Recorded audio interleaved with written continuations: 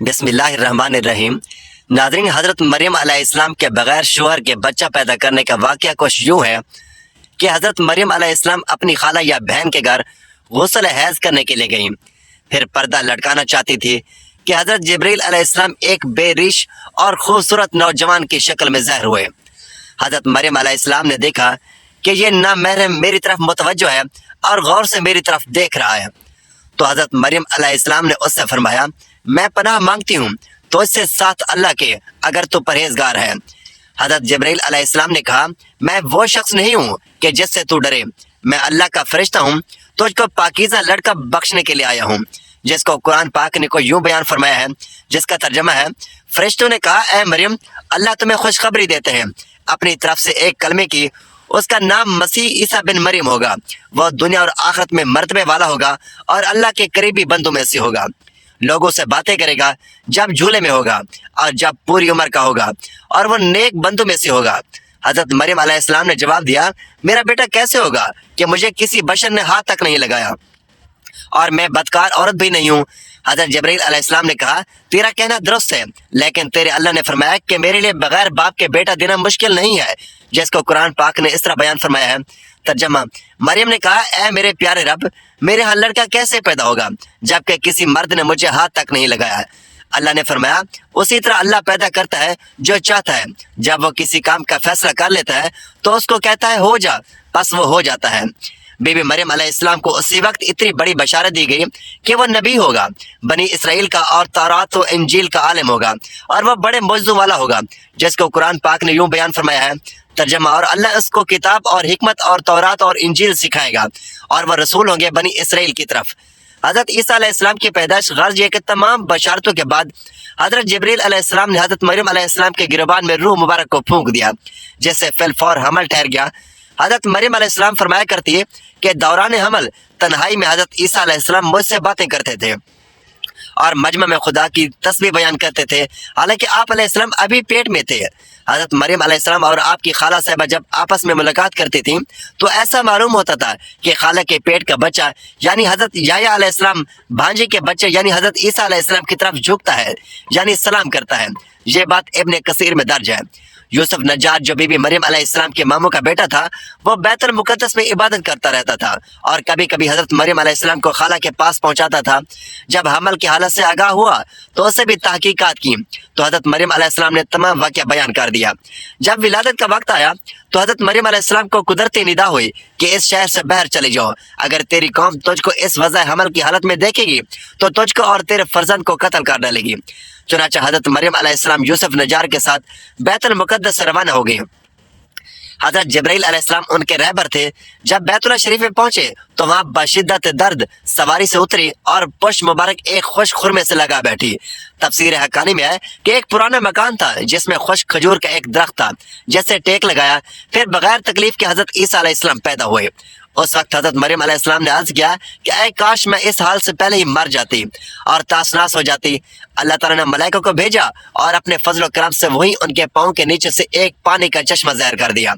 ملائکہ نے حضرت عیسیٰ علیہ السلام کو غسل دیا اور حضرت جبرائیل علیہ السلام بحکم رب خلیل ندا دی کہ اے مریم، غمگین مت ہو، اللہ نے تیرے لیے نہر جاری کی ہے اور خشک درخت کو سرسبز کیا ہے، اب تو خرمے کی شاخ کو ہلا، وہ تجھ پر تازہ خرم گرائے گا، تو تم تازہ خرم کھاؤ اور پانی پیو، بیٹے کے دیدار سے اپنی آنکھیں ٹھنڈی کرو۔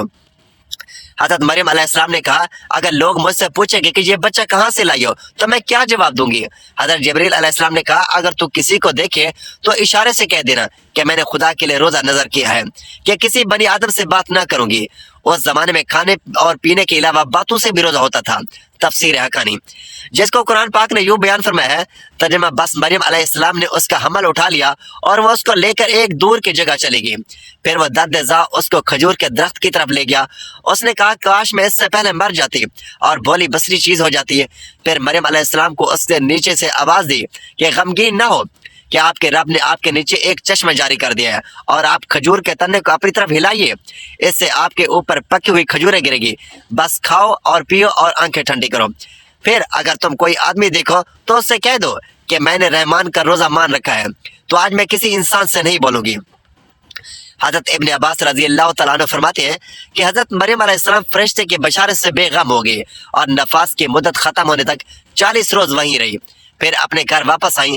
ہر طرح کی بشارتیں بیوی مریم علیہ السلام کو فرشتے نے بتا دی تھی اور سوال کا جواب بھی بتا دیا تھا کہ تو بچے کی طرف اشارہ کر کے کہیں کہہ دینا کہ اس بچے سے پوچھ لو۔